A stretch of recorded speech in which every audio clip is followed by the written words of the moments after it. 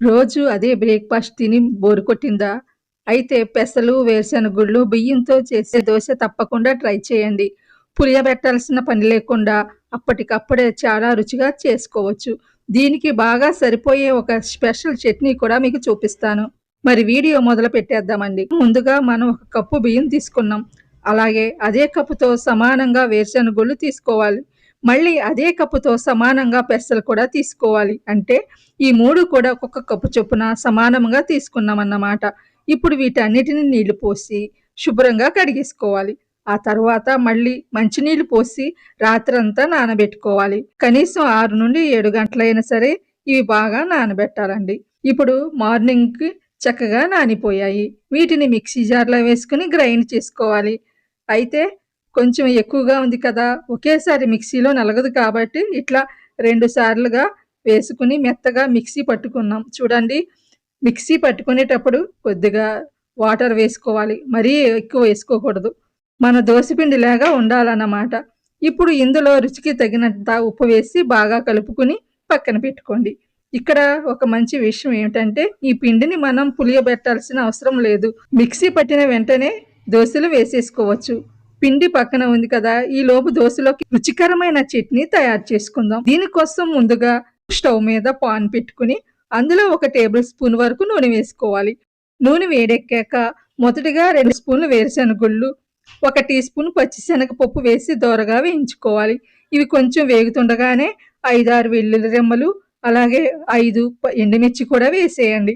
ఘాటు ఎక్కువ కావాలనుకుంటే ఇంకొంచెం వేసుకోండి.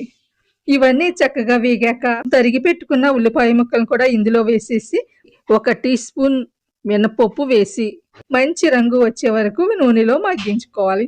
ఉల్లిపాయలు ఇలా వేగుతున్నప్పుడు ఇందులో రుచికి సరిపడా ఉప్పు వేసుకోండి. అలాగే కొద్దిగా చింతపండు కూడా వేసుకోవచ్చు. పులుపు ఎక్కువ వద్దు అనుకునే వాళ్ళు చింతపండు వేసుకో అవసరం లేదు. ఎందుకంటే మనం టమాటాలు కూడా వేస్తున్నాం కదా.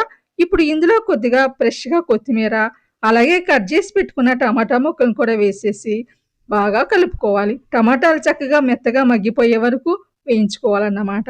మొత్తం అంతా వేగిపోయాక స్టవ్ ఆఫ్ చేసేసి పూర్తిగా చల్లారనివ్వండి.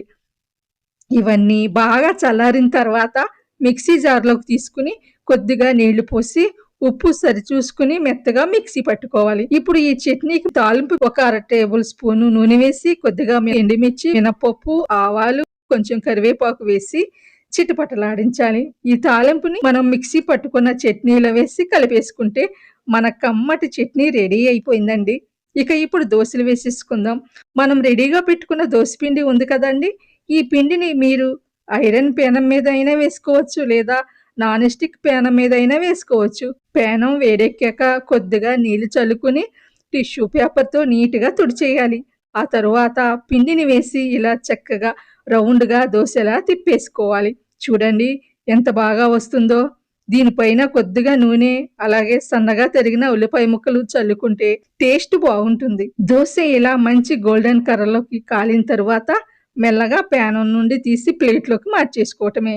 ఇదే విధంగా మనకు కావలసిన దోసలన్నిటిని వేసేసుకుని మనం ముందుగా రెడీ చేసి పెట్టుకున్న కమ్మటి చట్నీతో వడ్డించుకోవటమే. వేడివేడిగా ఈ హెల్తీ దోసని చట్నీతో నంజుకుని తింటే అస్సలు వదిలిపెట్టరండి. చాలా సింపుల్ అండి. మీరు కూడా ఇంట్లో తప్పకుండా ట్రై చేయండి. ఎలా వచ్చిందో కామెంట్‌లో చెప్పండి.